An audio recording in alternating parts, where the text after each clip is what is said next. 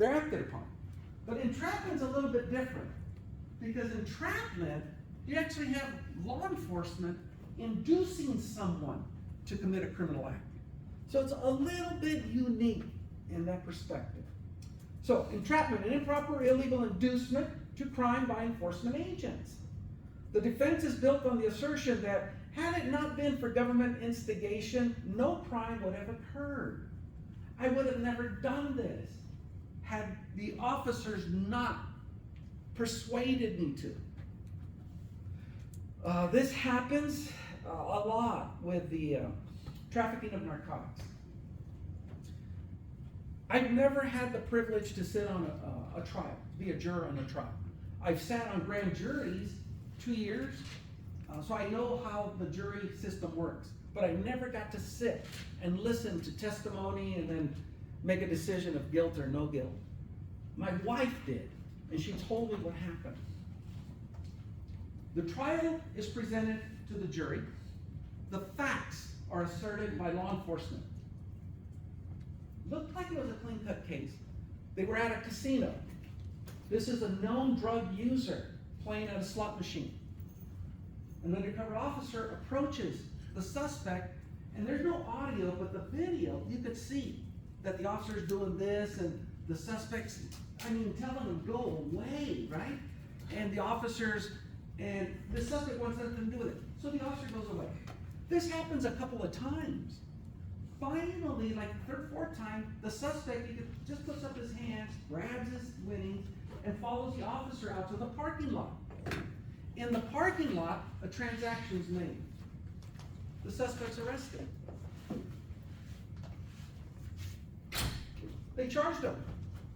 Charged the suspect purchasing narcotics. I don't remember what the substance was, but narcotics.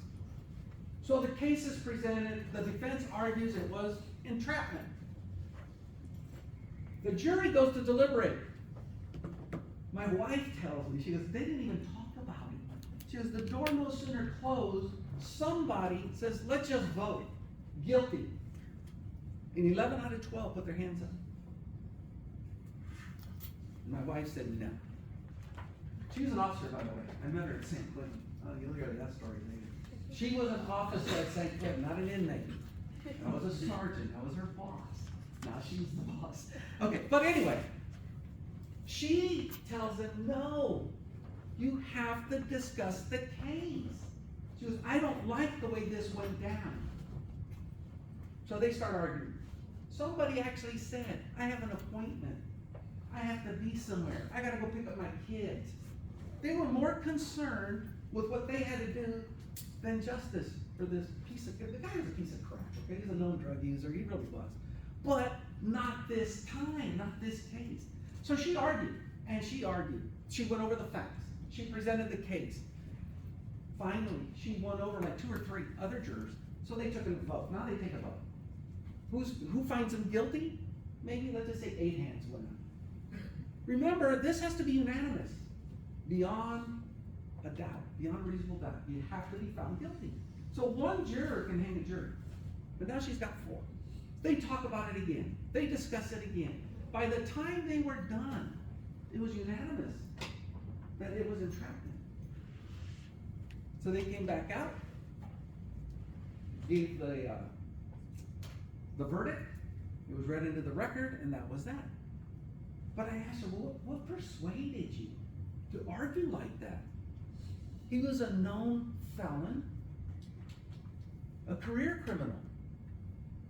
And she just said it bothered her, the way the officers kept approaching him.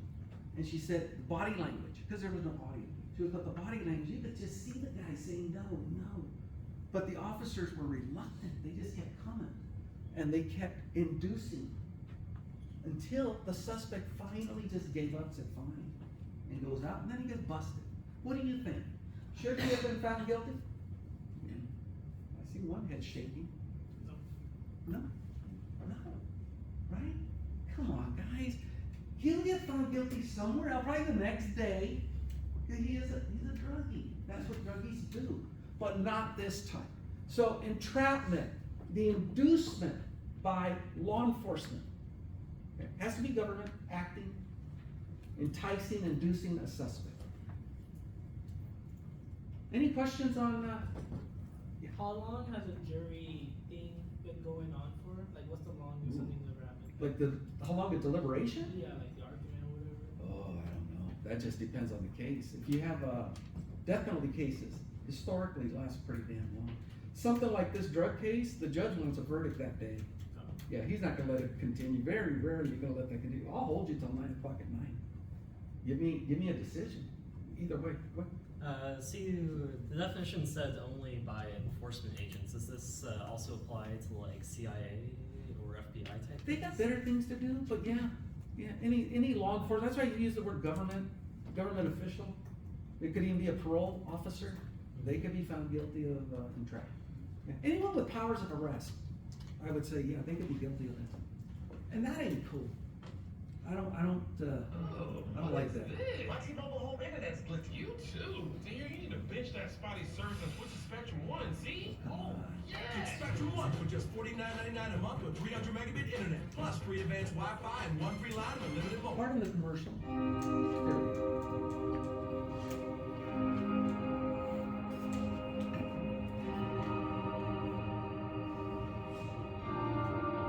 Welcome back to our channel.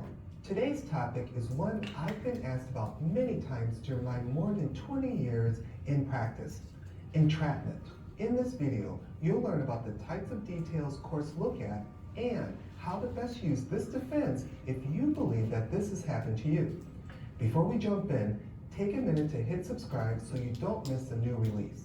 Entrapment is when one or more agents of law enforcement, for instance the police, entices you to commit a criminal act that you would not have committed if it were not for that law enforcement. There's no exact definition for how it needs to happen. Entrapment does not occur simply because the police presents an opportunity to you to commit a crime.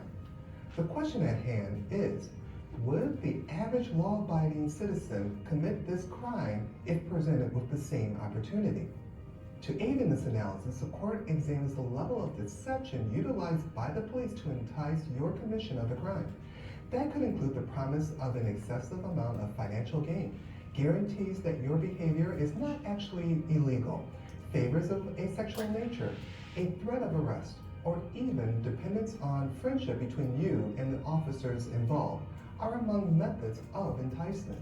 The defense of entrapment cannot be successfully argued if you were already engaged in commission of a crime or were planning to commit the crime prior to your interaction with the police. Having a history of criminal conduct or established ties to criminal activity can give the police additional incentive to make you a target. It also makes your argument for entrapment much more challenging to present. Usually, in a criminal case, the burden is on the prosecution to prove your guilt. However, here, the burden is on you to prove that entrapment occurred. This is why having a criminal defense attorney to represent you at the earliest stage possible is vitally important. Did anything in the description of entrapment ring true to you? Let us know in the comment. Okay, now he just wants your money. He wants you to hire him. Okay. Entrapment defenses may be raised where public law enforcement officials or people acting on their behalf, an agent of law enforcement, induce or encourage or otherwise a law-abiding citizen person to engage in illegal activity. And I said the agent, these are snitches, informants working on behalf of law enforcement. The rule of entrapment transfers to the agent, to the informant. So we're the officers back here, and we're using this informant to go in with a camera, okay, body cam and audio, and we tell them, go in, here's the money, it's marked. And by the way, what is marked bills? Anybody know? Marked bills. We use the term all around, but nobody really ever knows what it is. Not a clue. Bills like identifiers on them so you can track them. Okay, so they highlight them, they emboss them, and no, they just record the serial numbers. That's all that it means if they're marked bills. There's actually no marking, just the numbers are recorded. Okay, so we're using marked bills, recorded money. We give it to the informant. We tell him, go in there, buy your drugs, and then come back out. Pretty straightforward. He goes in, And now you see the discussion. We're watching the video and we have the audio. And these people are saying, what are you talking about? We don't have anything for you. Get out of here. No, man, I need drugs. I need whatever. Now get out of here. Go away. But he's persistent. Finally, they give him some prescription stuff out of a medicine cabinet. Because that's all they really had at the time. Then the officer swoop in. We got you. Doesn't work that way. This informant, this is the point, is still working for law enforcement. Therefore, the rule of entrapment transfers to, they call him the agent informant. Everybody follow that? It's as if it was an undercover officer, okay?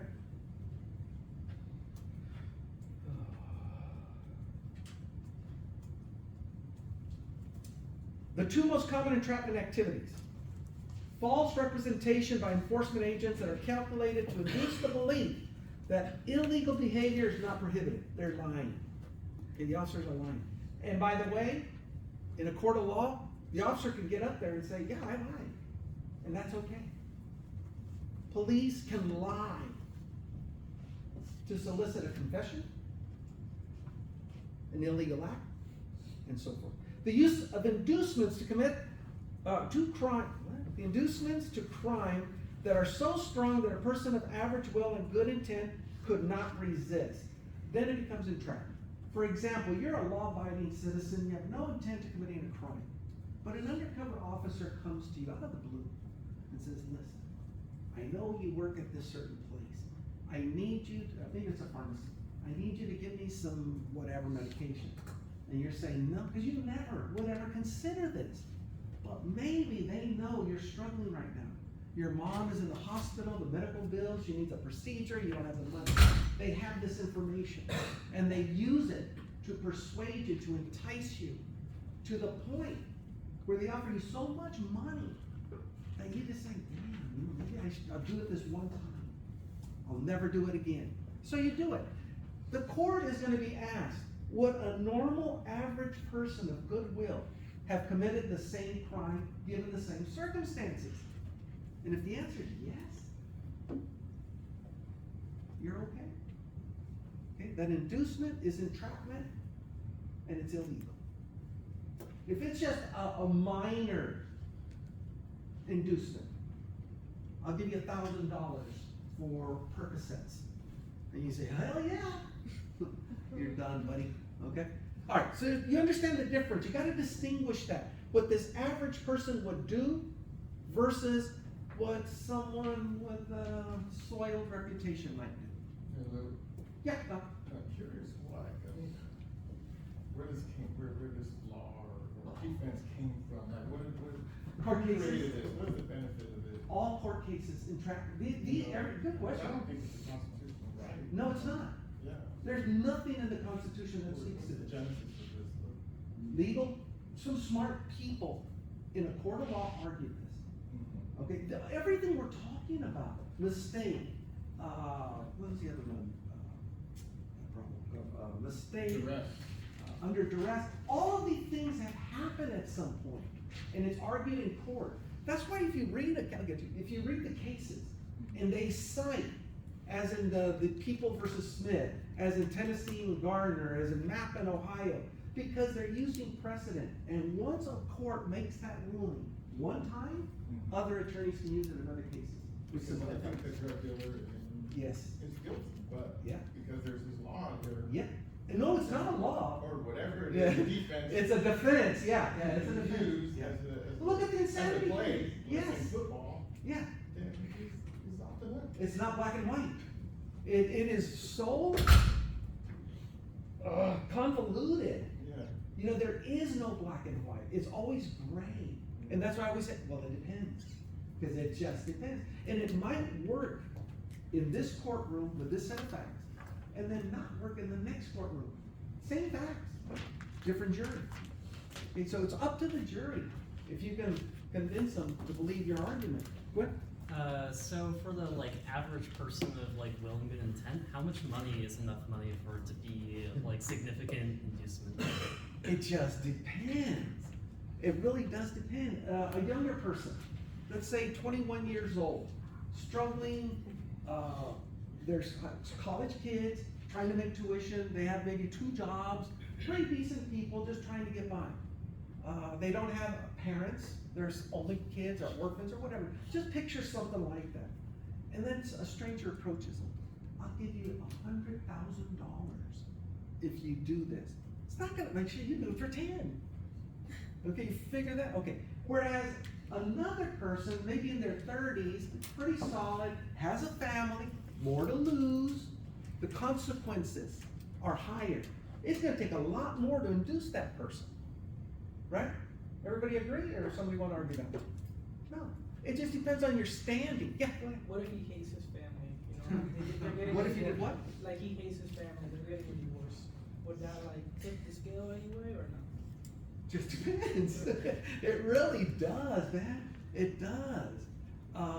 Not me, but let's just say another person and a friend, 2 guys, are bitching about their wives.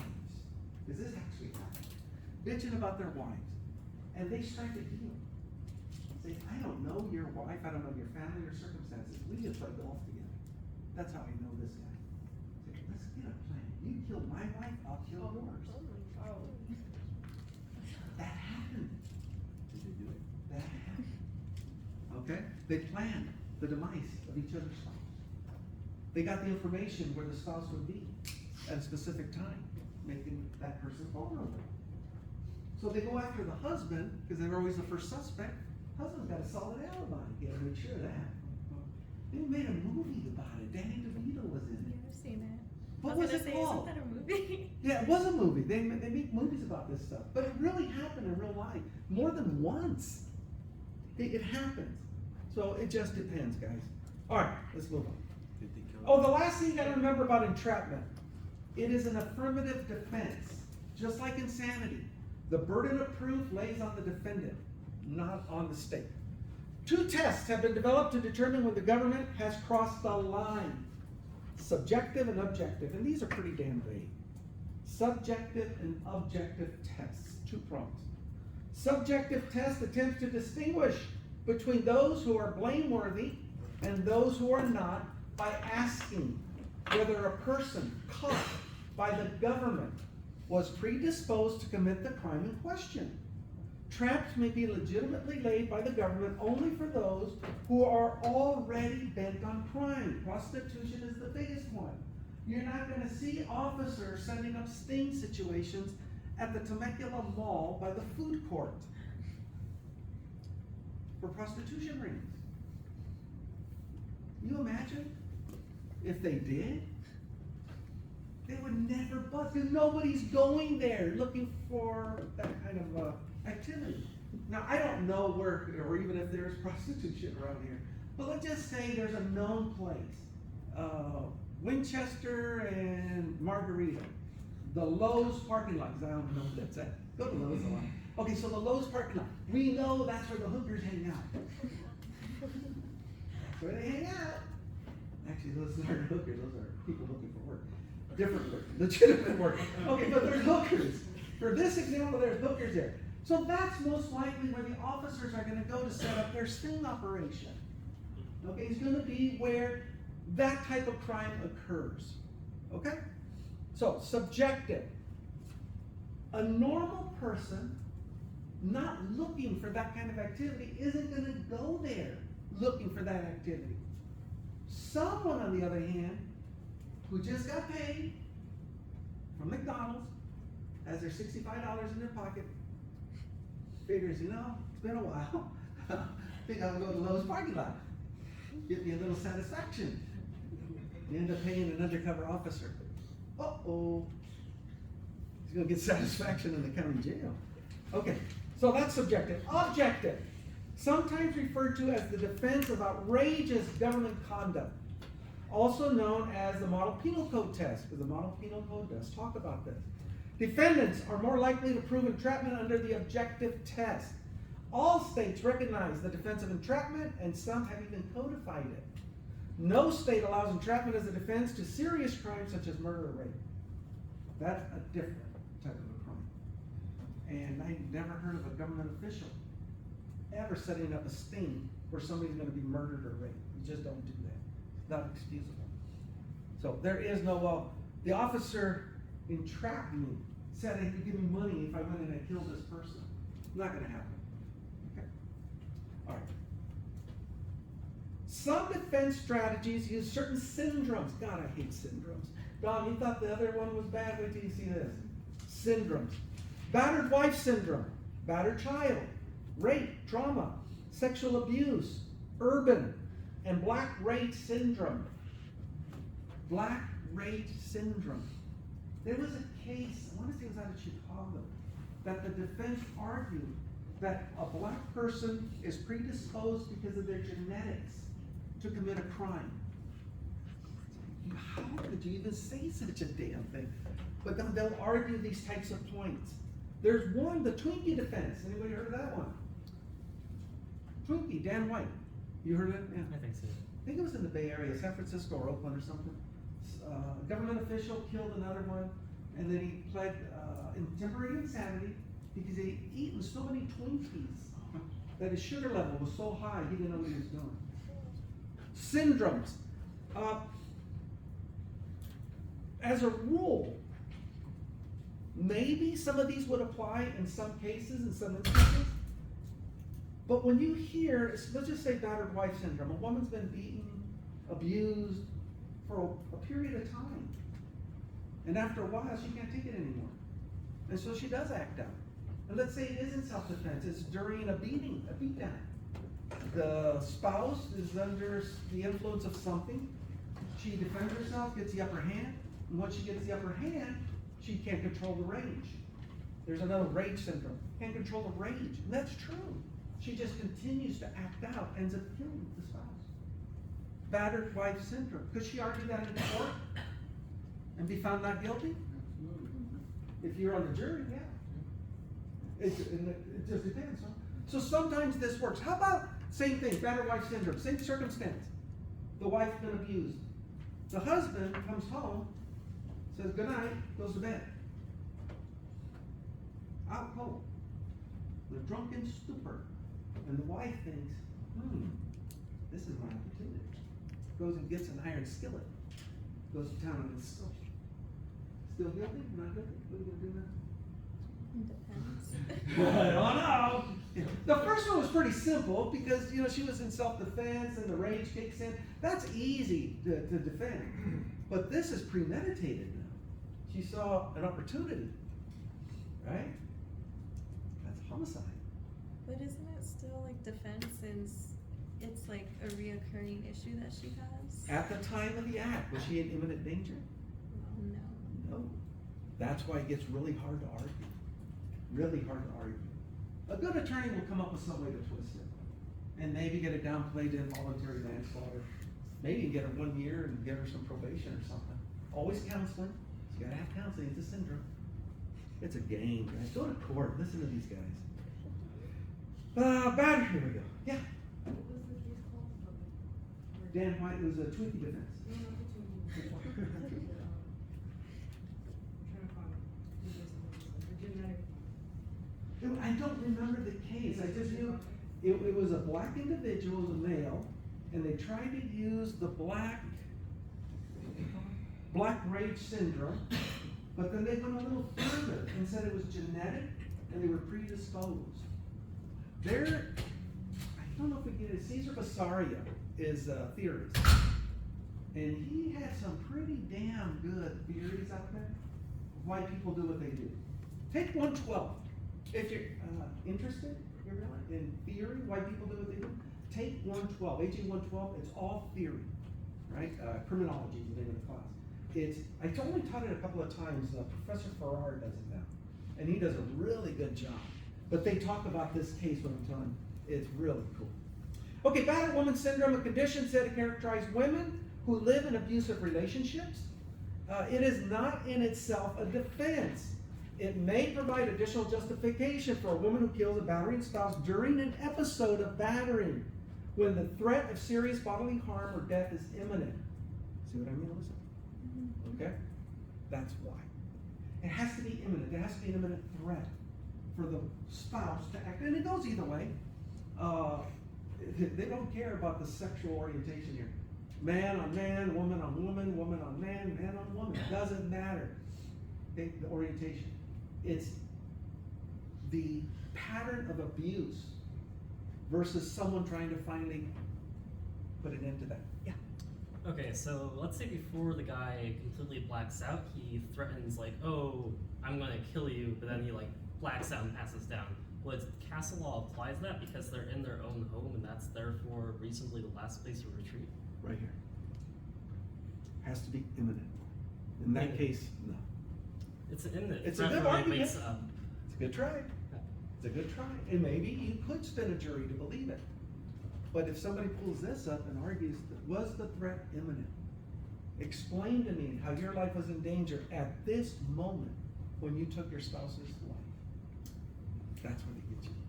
But if you're a good attorney, maybe you could spin it around. It's probably happened. I don't know it for a fact, but nothing surprises me these days.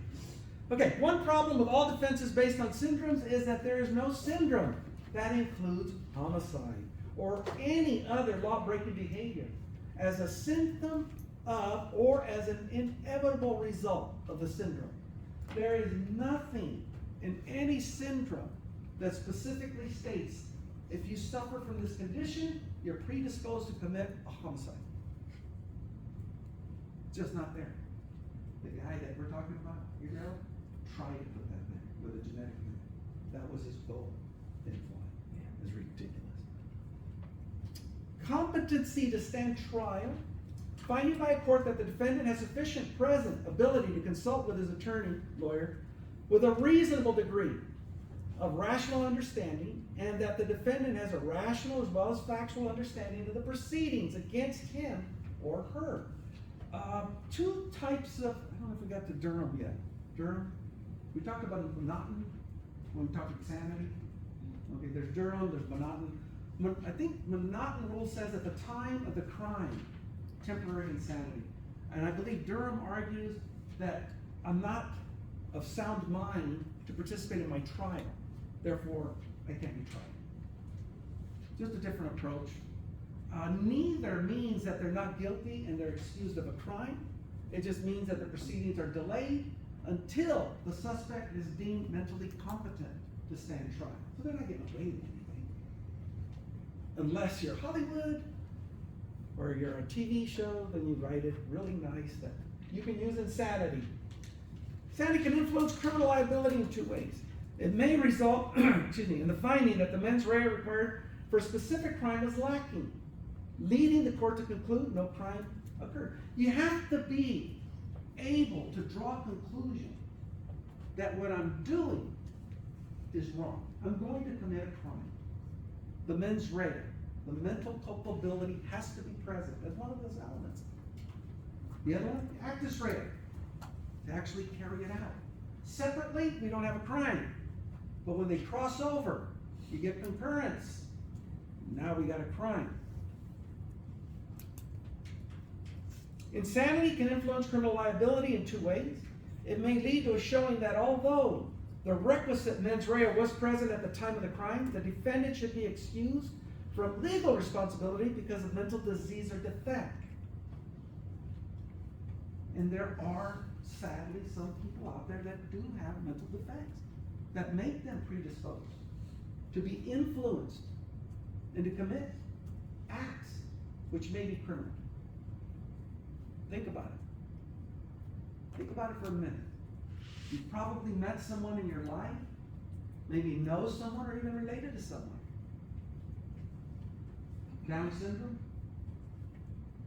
some mental defects, some mental illness, they're slow, become slow. One of my cousins, she passed now, she was I think about 8 years older than me. When I was a kid growing up, she was the best one to hang out with. She'd get down and play marbles and just the greatest thing, right? Later in life, her and my aunt both came to live with me for a while because my aunt was getting old and she was my cousin, but that's how she wasn't doing too well either. But anyway, she was always slow. Her mental state never exceeded that of about a 10-year-old. But she was a beautiful person. She could be persuaded to do anything, including criminal. These are the people we're talking about. Okay? If that person like my cousin, were told, go stab this person, she might do it. Go shoot this person, she might do it. Is it her fault? Absolutely not. It's whoever told her to go do it. There's where the culpability lies. Okay, so that's what this is arguing. We're talking about insanity, of a mental defect or disease. The ability to distinguish between moral good and evil is quite different issue than that of demonstrating a culpability of mens rea, when mens rea is understood as purposeful, intentional behavior. Those who are suffering from mental illness may still act purposefully, even though they may not, due to mental disease, be able to fully appreciate the moral implications of their behavior. Yeah. Back to my cousin, she could pull the trigger. I never actually took her shooting, thank goodness, but yeah, she used to do housework, vacuum, iron. Hell of a great person. But that's not where the line dropped. And she knew right from wrong. But if someone she trusted asked her to do something, I think she would do it. So keep that in mind. Moral. Do we all share the same morals?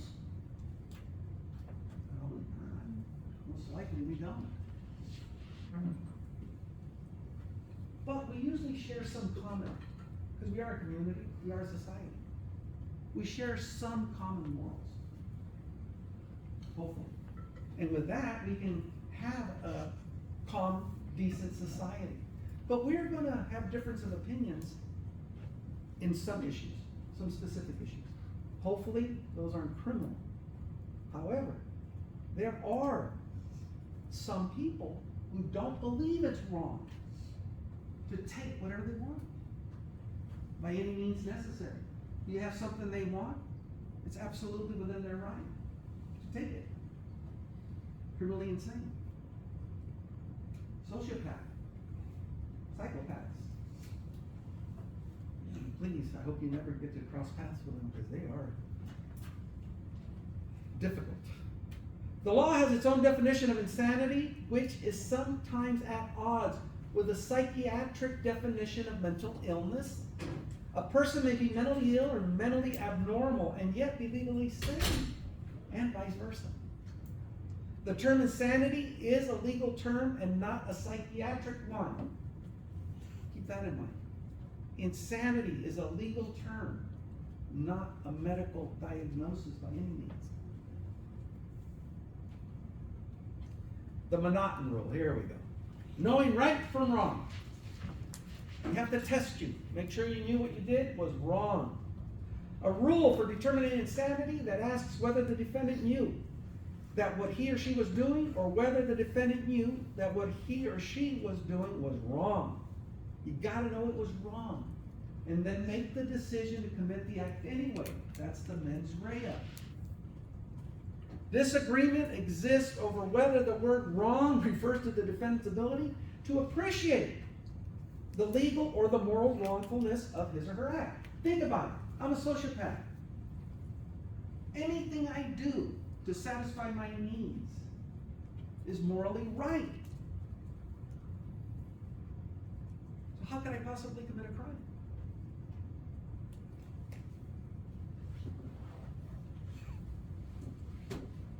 Pretty scary. Irresistible impulse. This is where we get you.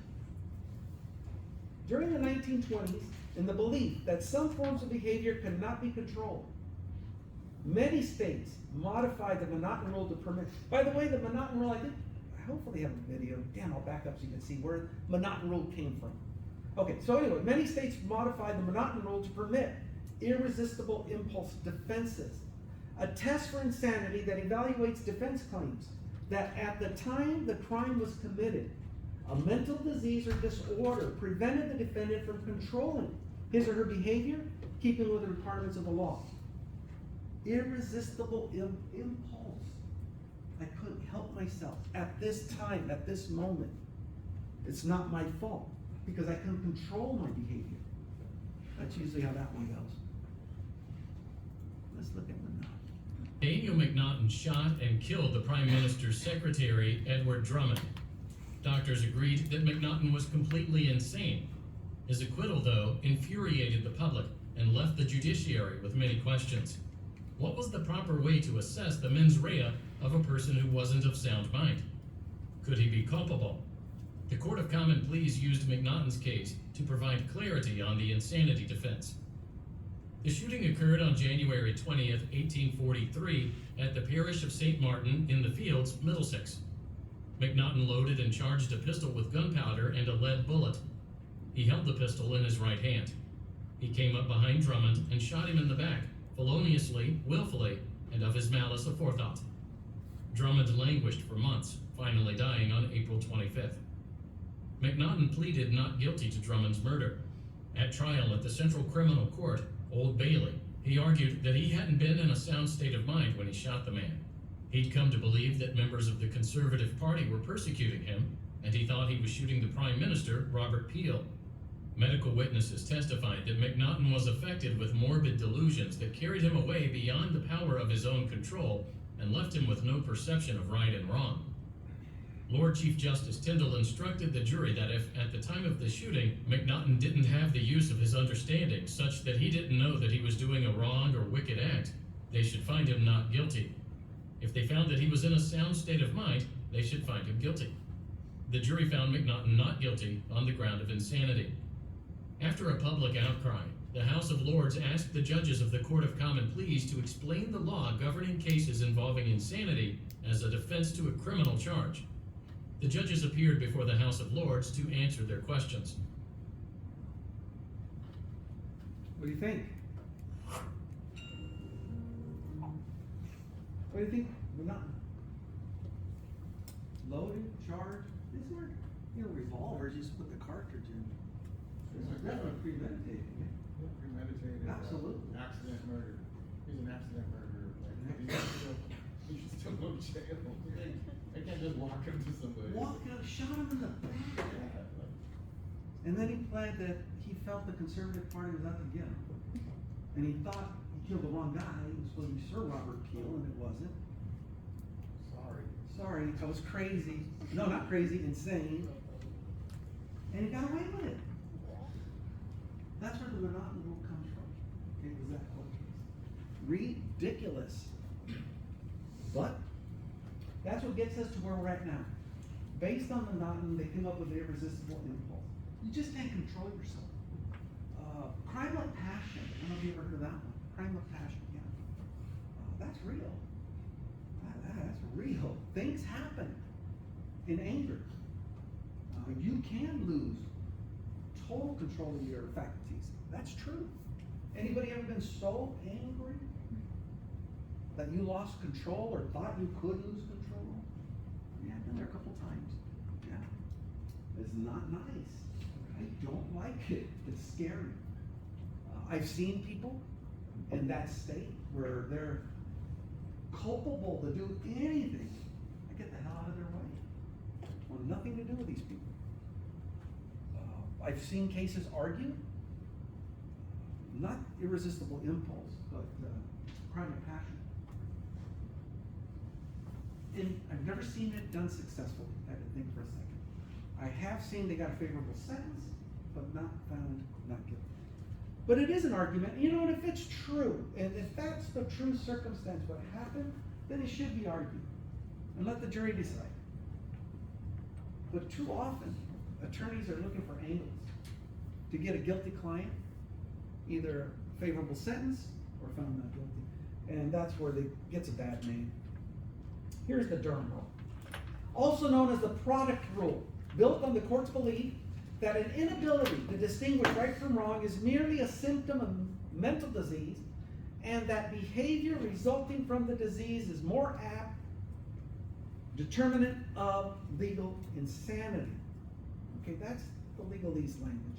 This rule has many critics, and some claim it is far too vague. Let's see what the video says.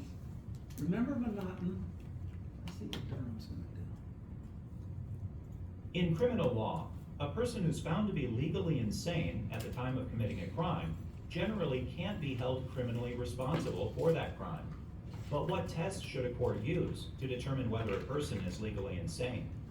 The United States Court of Appeals for the D.C. Circuit considered this question in the 1954 case, Durham versus United States. Monty Durham was a mentally ill 26-year-old living in Washington, D.C. From the mid-1940s until the early 1950s, Durham committed numerous crimes and kept getting into legal trouble. He was in and out of jail, thrice admitted and discharged from a psychiatric hospital, and diagnosed with psychopathic personality. After being released from the psychiatric hospital for a third time in July of 1951, Durham was arrested and indicted in federal district court in D.C. with housebreaking. At a bench trial, Durham asserted an insanity defense. After assessing Durham's mental state, a medical expert testified that he was of unsound mind at the time of committing the crime. On redirect, the expert was asked whether, at the time of the offense, Durham had known right from wrong. The expert responded that most mentally ill persons can tell right from wrong, but that this isn't determinative of whether Durham's mental illness affected his behavior. The district court judge then asked the expert if his answer was that he was unable to form an opinion on whether Durham knew right from wrong, to which the expert agreed. The court then rejected Durham's insanity defense, concluding that there wasn't sufficient evidence to overcome the usual presumption of sanity. Following trial, the court found Durham guilty. Durham appealed to the United States Court of Appeals for the D.C. Circuit. That sounds a lot like monotony. But that's what they're saying. Talks a little bit more. Reform. Made insanity an affirmative defense, we talked about that, to be proven by the defendant by clear convincing evidence. Congress intended to prohibit the presentation of evidence of mental disease or defect short of insanity to excuse conduct. And that's where you can find more language on guilty but mentally ill. U.S. Code, Title 18. Guilty but mentally ill. Here it is. A verdict equivalent to being found guilty that establishes the defendant, although mentally ill, was sufficiently in possession of his faculties to be morally blameworthy of his acts. Guilty but mentally ill. So what does it mean? What it means? It's not going to prison. It's going to a state hospital. Which I prefer. Send them to a state hospital. Because when the defendant is, or at this point, he's convicted, he's a felon, sent to a state hospital. There's no release date. In a prison, he'd have a release date. In a hospital, you get an evaluation date. You evaluate it 2 years from now, after you receive X amount of treatment. At that time, the doctors will determine if you're mentally sound. And if you are, congratulations, now you get to go to prison. They're not getting away with anything. Most of the time, no, I'm still crazy, I'm Looney Tunes. Well, you're gonna stay there. Probably the rest of your life. This is really important when you're talking about sex crimes. Okay, sex crimes, sexual offenders, violent sexual offenders in particular. We don't want them back out on the street. You sentence a SVP, sexual violent predator, to say 15 years. They get out in 12 with good behavior. They're going to reoffend without fail. They're going to reoffend. They're going to hurt somebody else. It's happened in the past. You sentence them to a mental hospital. They have to be subjected to treatment, and it's not nice. They do not get a release date. They will never be released. They get to go before the court, and they have to prove to the court that they're a sound mind. I haven't seen it happen yet. Not SVPs. So they stay in it's still monitored by corrections. Okay, but they're receiving treatment instead of incarceration. That's the big difference. So guilty, but mentally ill doesn't mean they're getting away with anything. Habitual care. Diminished capacity. Defense based on claims of mental condition that may be insufficient to exonerate a defendant of guilt, but that may be relevant to specific mental elements of certain crimes or degrees of crime, also called diminished capacity. Now think hard, because I had to. Someone that I've known personally, exposed to a history of drug abuse, after X amount of time, yeah, Their brains have diminished. They're not the same person. They don't think, they don't rationalize like they used to. These people are more easily persuaded or subject to commit a crime. Even if it's just continually taking more drugs. It happens. Diminished capacity is scary, it's real. And hopefully you've never seen anyone that suffers from this, because it's bad. But if this person were to commit a crime, they could argue that. Diminished capacity, yeah, it's true. They'll get sent to a mental hospital for treatment. Model Penal Code limits applicability of diminished capacity in cases in which capital punishment may be imposed. You can never, ever sentence anyone to capital punishment that has any kind of mental disorder. Can't do it. It's hard enough to get them to go through a trial. You'll never get a death penalty. And so why even bother? Today, many states and the federal government have directly connected criminal cases, civil confinement, and here's the sexual predators. We don't want these predators on the street. The best way to keep them off the street, send them to these mental hospitals, where they can receive treatment, and we know they're never getting out. These laws typically provide for the civil commitment of dangerous offenders, with periodic reviews for dangerousness and mental illness following the prison sentence. They're not going anywhere. Questions? Did you make up your mind on if we're going to be using your notes or his notes when you're gone? You got one second. Yeah, I'm gonna put my PowerPoints, guys, still up in Canvas. I'm gonna try to see if I can just do a lecture or two and post that up there for you. They're dry as heck, but it's better than nothing. So I would say use both. Use both, but remember the quizzes and all the assessments are based on what I would have told you. Sorry. Any other questions? Have a good weekend. See you all Monday.